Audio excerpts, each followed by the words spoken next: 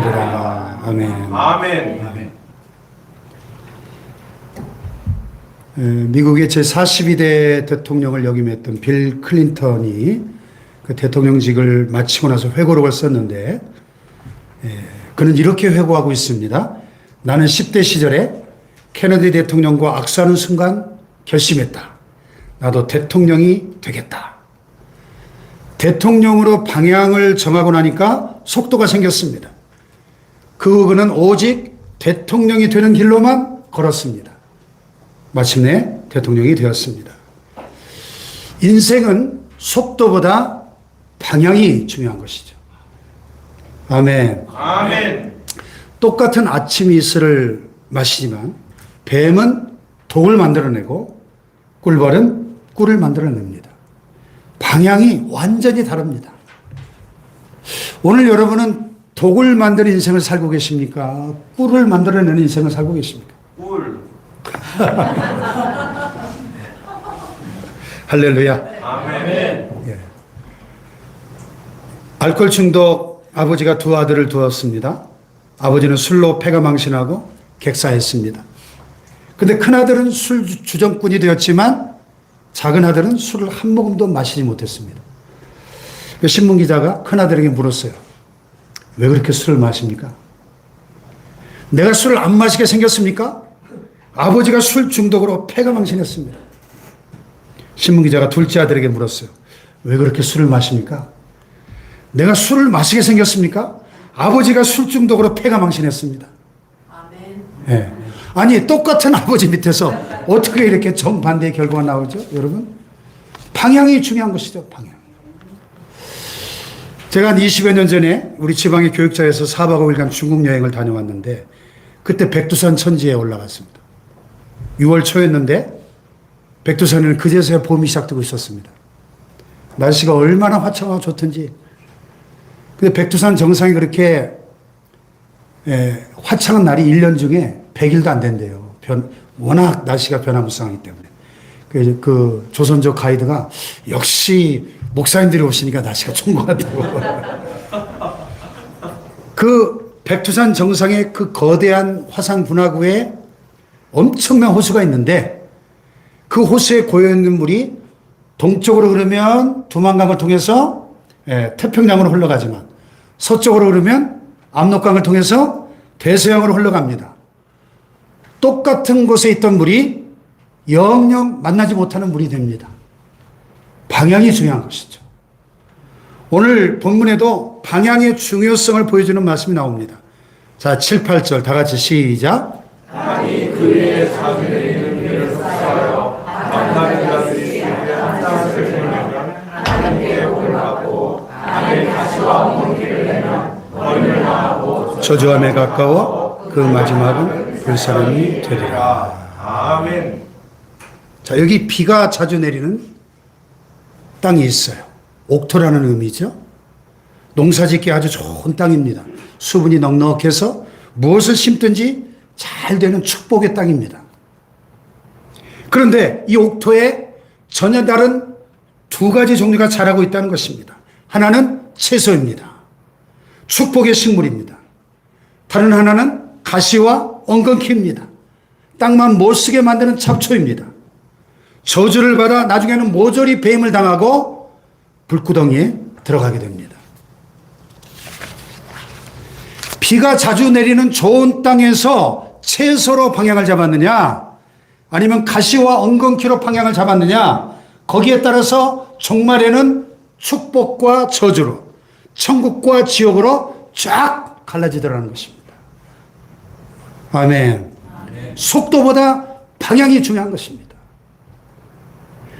똑같은 성령을 받고 같은 교회에서 같은 말씀의 가르침을 받아 신앙생활을 하면서도 축복과 저주로, 천국과 지옥으로, 구원과 멸망으로, 채소와 가시로, 알곡과 가라지로 갈라질 수 있다는 것입니다. 아멘. 오늘 본문의 핵심이 바로 여기 있어요. 자, 4절 6절을 다시 읽어볼까요? 시작. 한 번 빛을 받고 하늘의 은사를 맛보고 성령에 참여한 바 되고 하나님의 선한 말씀과 내세의 능력을 맛보고도 타락한 자들은 다시 새롭게 하여 회개하게 할 수 없나니 이는 그들이 하나님의 아들을 다시 십자가에 못 박아 드러내놓고 욕되게 하느라. 아멘. 자, 여기에서 묘사하는 타락한 자들, 이들이 누군가? 이 타락한 자들은 한때는 영적으로 상당히 높은 수준에 이르렀다는 것을 네 가지로 표현하고 있습니다. 첫째, 한 번 빛을 받고, 이 말은 복음을 진하게 접했다는 뜻입니다.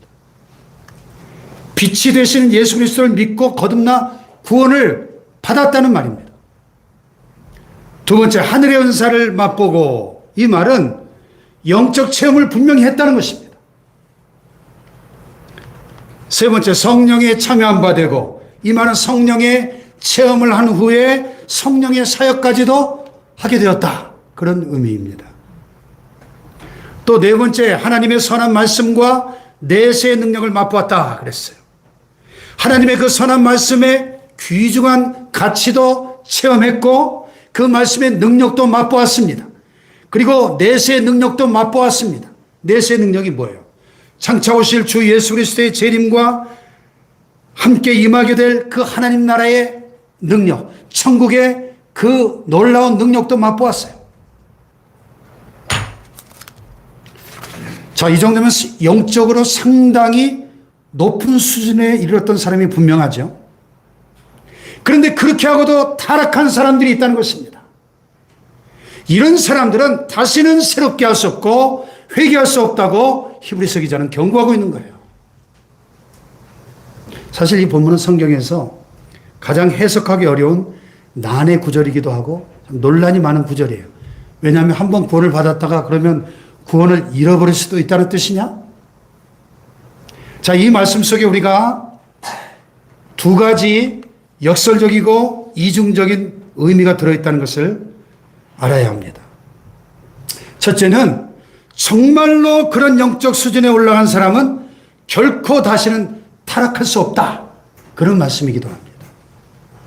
진정으로 성령 체험을 깊이 한 사람들은 결코 타락할 수 없다는 것입니다. 예. 자, 사도 바울이 예수님을 핍박하다가 다메섹 도상에서 부활하신 주님을 만나죠. 사울아, 사울아, 네가 왜 나를 핍박하느냐? 주여, 누구십니까? 나는 네가 핍박하는 예수다. 그 주님을 만난 이후로 그가 다시 타락했다는 말을 들어보셨습니까? 베드로가 성령을 받기 전에는 예수를 모른다고 3번씩이나 부인하기도 했었지만은 마가의 다락방에서 성령을 체험하고 성령의 권능을 깊이 경험한 다음에는 결코 타락한 적이 없습니다. 두 번 다시 뒤돌아서지 않았습니다. 진짜 성령의 인침을 받은 사람, 그 사람은 전혀 다른 새 사람이 되는 것이죠. 할렐루야. 아멘. 그럼에도 불구하고 이 말씀에 다른 의미가 들어있어요. 그렇게 깊이 성령 체험을 한 사람이 한 번 타락하면 절대로 다시 되돌이킬 수가 없다, 그런 의미도, 이중적 의미가 담겨 있는 거예요. 따라서 진정으로 영적 체험을 한 사람은 결코 타락할 수 없다, 이 해석도 맞고, 깊이 성령 체험한 사람이 한 번 타락하면 다시는 돌이킬 수 없다는 해석도, 둘 다 맞는 거예요. 역설적이죠. 그러므로 오늘 이 본문 말씀은 이미 믿음의 세계에 발을 들여놓고 은혜 생활을 하는 저와 여러분들 같은 이런 성도들에게 그 축복을 잃어버리지 않도록 경고하시는 준엄한 말씀인 겁니다. 아멘. 아멘. 한번 성령의 깊은 맛을 보고 신앙생활 하는 사람들은 정신을 똑바로 차리고 방향을 정확하게 천국으로 세워놓고 결코 흔들리지 말아야 한다는 뜻입니다. 아멘. 아멘. 아멘. 오늘 장로님이 있었는데 구두를 수선하는 분이었어요. 교회에서 늘 앞자리에 앉아서 아멘을 어찌나 크게 하는지 아멘 장로라는 별명이 붙었습니다. 구두를 수선하는 동안에 늘 예수님을 전했어요. 그래서 그 장로님이 다니던 교회가 한 1000명 정도 모이는 큰 교회인데 그중에 절반을 이 장로님이 혼자 전도했어요. 대단한 전도왕이죠. 교회에서 정말 보배와 같은 분이었습니다. 그런데 놀라운 사건이 벌어졌습니다. 그 장로님이 예수님을 부인하기 시작했어요. 호계가 갈라지는 것보다 더 놀라운 기적이라고 다들 수근수근했습니다. 아무튼 그 장로님은 죽을 때까지 예수님을 부인하다가 그렇게 죽었어요. 모두에게 큰 충격과 실망을 안겨주었습니다. 흔치 않은 이야기지만 실화예요, 실화. 하나님은 진정으로 회개할 때 모든 죄를 용서해 주시는 참으로 좋으신 분이십니다. 지은 죄를 또 지었어도 회개하면 또 용서해 주시는 사랑의 아버지이십니다. 아무리 큰 죄라도 회개만 하면 다 용서해 주시는 넓은 가슴의 하나님이십니다. 할렐루야. 그런데 하나님이 절대로 용서하지 않으시는 세 가지 죄가 있다고 성경은 말씀합니다. 하나님이 절대로 용서 않는 세 가지 죄가 뭘까요? 첫째로 성령 모독죄. 옛날 한글 개역 번역에서는 성령 회방죄로 나오죠. 마태복음 12장 31절에 예수님께서 말씀하셨습니다. 그러므로 내가 너에게 이르노니 사람에 대한 모든 죄와 모독은 사하심을 얻되 성령을 모독하는 것은 사하심을 얻지 못하겠고 그랬어요. 성령을 모독하는 게 뭘까요? 성령님이 하시는 일을 모독하고 회방하는 것은 하나님의 방향을 모독하고 회방하는 죄이기 때문에 절대 용서받을 수 없다는 것입니다. 자, 예를 들어 볼까요?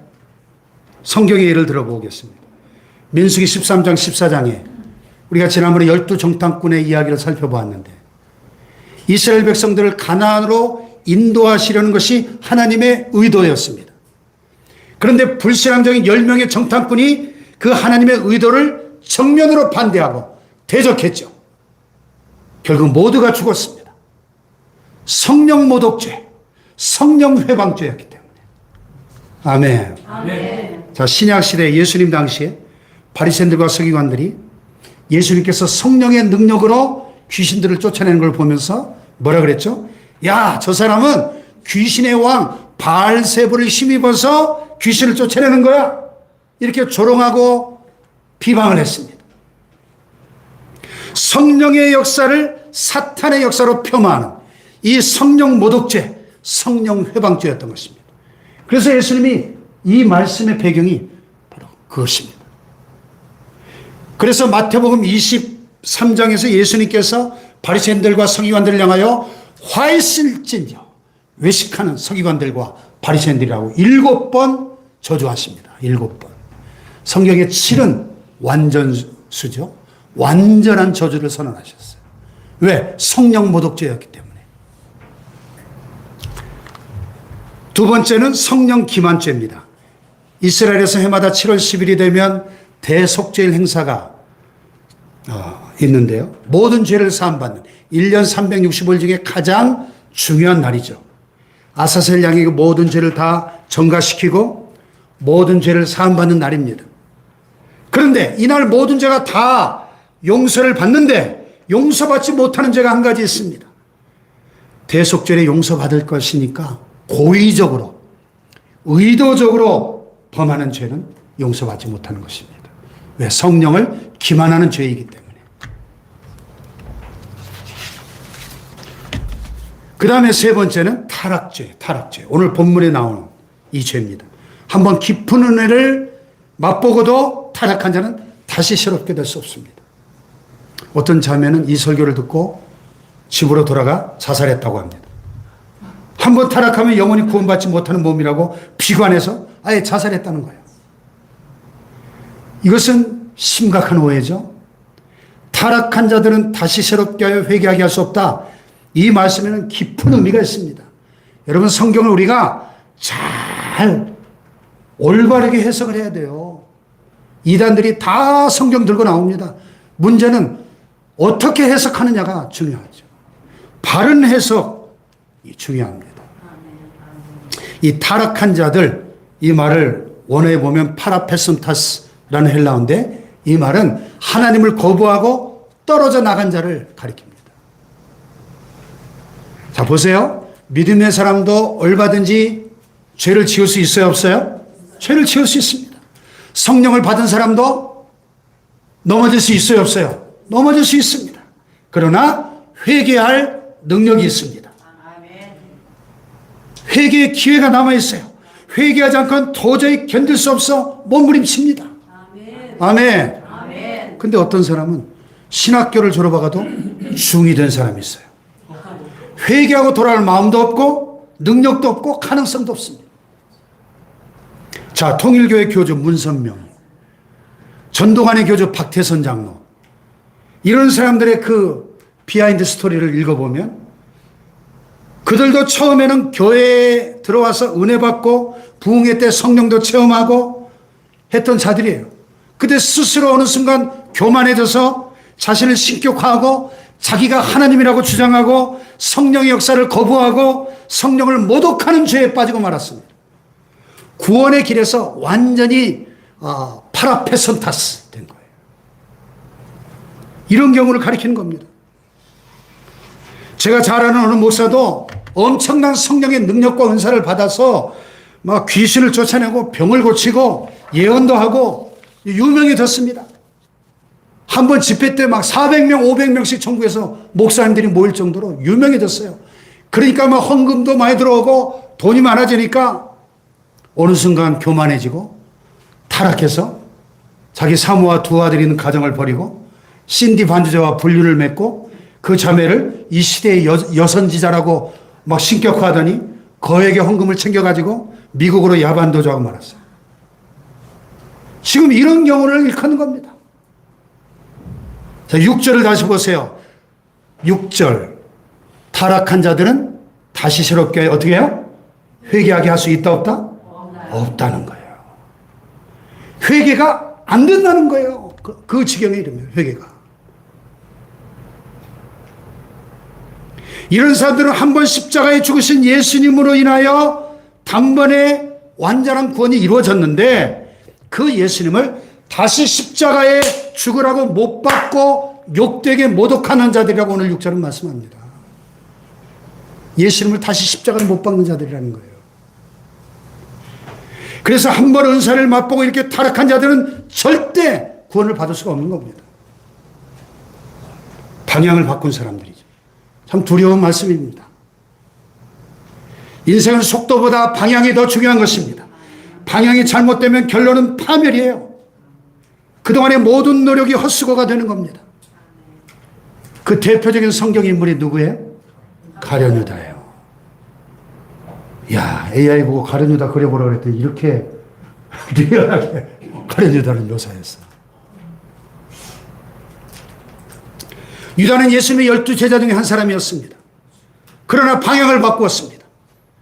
예수님의 제자에서 마귀의 종으로 방향을 바꾸었습니다. 조각을 받은 곧 사탄이 그 속에 들어간지라. 이 예수께서 유다에게 이르시되 내 하는 일을 속히 하라 하시니. 요한복음 6장에 예수께서 대답하시되 내가 너희 12를 택하지 아니하였느냐? 그러나 너희 중에 한 사람은 마귀니라 하시니라.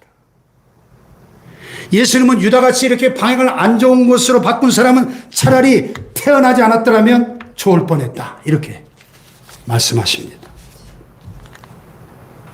인자는 자기에 대하여 기록된 대로 가거니와 인자를 파는 그 사람에게는 화가 있으리로다. 그 사람은 차라리 나지 아니하였더라면 자기에게 좋을 뻔하였느니라 하시니라. 아멘. 아멘. 가룟 유다는 방향을 바꾼 사람입니다. 유다라는 그 이름의 뜻이 참 흥미로운데 유다라는 말은 찬송이라는 뜻이에요. 가장 아름다운 이름을 가지고 가장 악한 일을 했습니다. 방향을 바꾸자 하나님을 찬송하던 사람이 마귀를 찬양하게 된 것입니다. 그러나 올바로 방향을 바꾸면 하나님이 축복하십니다. 아멘. 눈병이 걸려서 두 눈을 뽑아야 한다는 진단을 받은 사람 이야기가 있어요. 그는 그 병에 걸리기 전에 방탕했었습니다. 의사가 두 눈을 뽑아야 한다는 충격적인 선고를 하니까 그제서야 지난 날을 그 방탕했던 삶을 뼈저리게 회개합니다. 그리고 이제부터라도 하나님을 잘 섬기겠노라고 펑펑 울며 회개했습니다. 그런데 이상한 일이 벌어졌어요. 눈이 씻은 듯이 나왔습니다. 알고 보니까 눈물에 섞여 나온 요소들이 눈에 묻은 독소들을 깨끗이 다 씻어낸 것입니다. 할렐루야. 방향을 바꾸는 것이 회개예요. 진정한 회개는 놀라운 치유의 능력이 있는 것입니다. 할렐루야. 또 이런 이야기도 있어요. 심장병에 걸린 죽게 된 한 여인이 있었는데 이 여인도 역시 하나님 앞에 방탕하게 살다가 심장병에 걸려 죽게 되니까 지난 날을 뼈저리게 회개했습니다. 그리고 바르게 살기로 결단했습니다. 그래서 하나님께서 그 병을 깨끗하게 고쳐주셨어요. 할렐루야. 자, 그랬더니 방탕하게 살 때 같이 어울려 지내던 친구들이 그녀를 불러내서 화려한 축하 파티를 열어줬어요. 죽을 병에서 살아났음을 기뻐하고 축하해주는 파티였습니다. 근데 한참 파티가 흥겨울 때 그 여인이 사라졌어요. 그 여인이 앉아있던 테이블에 이런 편지 한 장이 놓여져 있었습니다. 나는 육신의 쾌락과 즐거움이 얼마나 인생을 파괴시키는지를 깨달았어. 나는 이제 이렇게 살지 않을 거야. 나는 집으로 간다. 방향을 바꾸면 새 역사가 일어나는 것입니다. 할렐루야. 성경에 보면 우주 역사상 가장 놀랍게 방향을 바꾼 역사가 성경에 나타납니다. 바로 천사장 루시퍼의 반란이에요.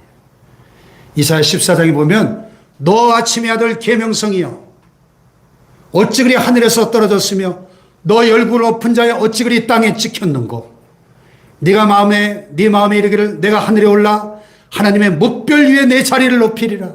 내가 북극 지폐의 산 위에 앉으리라. 가장 높은 구름에 올라가 지극히 높은 이와 같아지리라 하는도다. 그러나 이제 내가 스올 곧 구덩이 맨 밑에 떨어짐을 당하리로다. 계명성 영어에 보면 모닝스타. 여러분 새벽에 여명이 동토할 때 동쪽 하늘에 가장 밝게 빛나는 비너스, 금성이죠. 금성, 계명성. 이 계명성이 라틴어로 루시퍼입니다. 루시퍼는 천사장이었습니다. 하나님의 보좌 가장 가까운 곳에서 하나님을 찬송하고 예배하는 일을 맡았던 최고위급 천사였습니다. 그런데 하나님 곁에서 하나님과 함께 살다 보니까 하나님이 얼마나 높으신 분인가를 알게 되었습니다. 그리고 모든 천군 천사들이 그분을 경배하고 찬양하는 그 예배를 받는 그 하나님이 너무 부러웠어요. 그래서 자기도 그렇게 좀 경배를 받고 싶었습니다. 어느 순간 그 마음속에 교만이 싹 텄습니다. 자기도 하나님처럼 되고 싶었습니다. 그래서 가장 높은 구름에 올라 지극히 높은 이와 같아지리라 하는 이 교만한 마음이 들어오는 순간 하나님을 섬기던 방향에서 하나님과 똑같아지려고 하는 방향으로 방향이 전환됐어요. 하나님은 이 타락한 루시퍼를 절대로 용서하실 수가 없었습니다. 하나님을 대적하여 반란을 일으킨 이 루시퍼를 하늘에서 쫓아내셨습니다. 하나님께 저주를 받아 루시퍼는 쫓겨나고 말았습니다. 여러분, 아버지와 아들 사이는 끊을래야 끊을 수 없는 사이죠. 아들은 아버지의 모든 것을 가질 수 있고 무엇이든지 달라고 요구할 수 있습니다. 그러나 아버지가 절대로 아들에게 줄 수 없는 것 하나가 있는데 그게 뭐예요? 부권. 아버지권입니다. 아버지권. 아들이 아버지가 되고 아버지가 아들이 될 수는 없는 것이죠. 이 사실만은 세상에 두 쪽 나도 양보할 수 없는 것입니다. 이 천사장 루시퍼는 결정적인 선을 넘은 것입니다. 자기가 최측근에서 하나님을 섬기다가 하나님처럼 되려고 했던 것입니다. 방향이 중요한 것입니다. 하나님은 우리가 방향을 정확하게 세워놓고 가기를 원하시는 것입니다. 할렐루야. 요한계시록에 보면 7교회가 등장하는데 그 중에 서문학 교회가 나옵니다. 주님으로부터 책망 없이 칭찬만 받은 두 교회 중에 한 교회죠. 이 서문학 교회에는 사도 요한의 제자였던 폴리캅 감독이 목회를 하고 있었는데 기독교에 대한 로마 제국의 핍박이 절정에 달하던 그 시절에 그가 86세에 화형을 당해 순교합니다. 근데 그의 신앙과 인품이 얼마나 고결했던지 모두가 그를 성자로 추앙을 했었습니다. 그래서 당시 그 지역을 지배하고 있던 로마의 총독도 그를 죽이지 않으려고 몸부림을 쳤습니다. 그래서 지방 총독이 사형 집행 직전에 폴리카백에 이렇게 말했어요. 딱 한 번만 황제가 나의 주라고 그렇게 말해라. 그러면 살려주겠다. 그렇게 믿지 않아도 좋아. 한 번만 그렇게 말하라.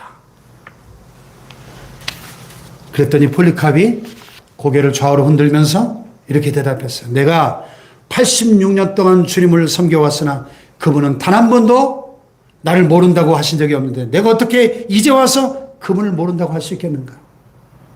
아멘. 아멘. 그리고 당당하게 나무에 달려 화형을 당하며 순교의 제물이 되었습니다. 한 방향으로 가면서 방향을 바꾸지 않았다는 것입니다. 아멘. 아멘. 자, 본문 7, 8절을 다시 한번 읽어봅시다. 시작. 땅이 그 위에서 자주 내리는 비를 흡수하여 밭가른 자들이 쓰기에 합당한 채소를 내면 하나님께 복을 받고 만일 가시와 엉겅퀴를 내면 버림을 당하고 저주함에 가까워 그 마지막은 불사람이 되리라. 아멘. 방향이 중요하다는 말씀입니다. 무전여행으로 세계 일주를 하신 한국 최초의 세계 일주 여행가 숙대 김찬삼 교수님의 무전여행기에 보면 이런 얘기가 나와요. 이분이 아프리카 람바레네로 가서 그 유명한 슈바이처 박사님을 만났습니다. 그곳에서 며칠 동안 함께 지내고 돌아오는 날 그 슈바이처 병원 앞에서 지나가는 트럭을 세우고 올라탔습니다. 슈바이처 박사님이 문 앞에 섰습니다. 김 교수님이 큰 소리로 외쳤어요. 박사님 마지막으로 한 말씀만 해주세요. 슈바이처 박사님 손 흔들면서 이렇게 소리를 질렀답니다. 우물을 파도 한 우물을 파세요. 트럭은 먼지를 뽀얗게 날리며 달렸습니다. 네. 올바른 방향으로 한 우물을 파는 여러분들 되시길 축복합니다. 예수님이 담임 목사가 되어 직접 목회해도 12명 중에 한 명은 가시와 엉겅퀴가 되었습니다. 하나님의 은혜로 출애굽한 구원받은 이스라엘 백성들 200만 명이 가나안을 향해 행군하는 도중에도 언제나 가시와 엉겅퀴를 내는 잡족들이 섞여 있었다는 것입니다. 방향을 잘 정해야 됩니다. 노아가 홍수가 끝날 때쯤 돼가지고 밭에 물이 말랐는지 안 말랐는지 알아보려고 어떻게 했죠? 까마귀를 날려보내고 또 비둘기를 날려보낸 적이 있죠. 이때 비둘기는 어떻게 했죠? 다시 돌아와서 입에 감람나무 잎사귀를 물고 있었죠. 근데 까마귀는 영영 돌아오지 않았습니다. 왜? 물 위에 떠다니는 그 시체들, 썩은 고기들 뜯어먹느라고. 예, 이 나갔다가 다시 돌아온 이 비둘기는 거듭난 교인, 중생한 교인을 상징하죠. 죄를 지었지만 다시 회개할 줄 아는, 돌아올 줄 아는 교인의 상징입니다. 그러나 이 까마귀는 방주, 즉 교회에서 영영이 떨어져 나가버린 교인의 상징입니다. 그래서 교회 안에는 세 종류의 교인이 있다고 말합니다. 이 방주 속에 세 가지 동물이 있었던 것과 같습니다. 하나는 비둘기 유형. 나갔다가 다시 돌아오는 교인이죠. 타락할 수 있지만 즉각 회개하고 다시 돌아오는 비둘기 유형의 교인입니다. 두 번째는 방주 안에 있던 동물의 유형입니다. 방주 안에서 영영 아예 나가지 않았던 그 동물들처럼 교회에 일단 발을 들여놓고는 결코 떠나지 않는 교인들입니다. 일편단심 변하지 않습니다. 언제나 한결같은 유형입니다. 할렐루야. 아멘. 마지막으로 까마귀 유형. 교회를 다니다가 떠나버리는 교인. 다시는 돌아오지 않습니다. 이런 교인들 향하여 히브리서 기자는 오늘 경고하고 있는 것이죠. 똑같은 은혜의 피를 맞으면서 유익한 채소를 내는 땅이 있지만 반대로 가시와 엉겅퀴를 내는 땅이 있다는 것입니다. 히브리서 기자는 오늘 우리에게 선택을 요구하고 있습니다. 좋은 땅에서 방향을 잘 잡고 채소를 내야 할 줄로 믿습니다. 그렇게 하나님께서 축복하실 것입니다. 그러나 가시와 엉겅퀴로 방향을 잡으면 그 결론은 멸망인 것이죠. 미국의 어느 한인교회 목사님이 새로 이민을 온 한 교인을 돌보고 있었습니다. 그 교인이 새로 이민 와서 열심히 사업을 시작했습니다. 목사님 그를 위해서 축복을 받도록 열심히 기도해 주었습니다. 그가 큰 축복을 받기 시작했습니다. 막 장사가 너무 잘 되는 거예요.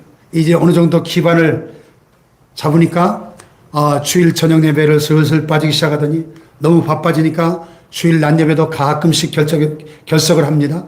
물질적인 여유가 생기니까 주말 여행도 가끔 떠나 주일을 빼먹고 즐기기 시작합니다.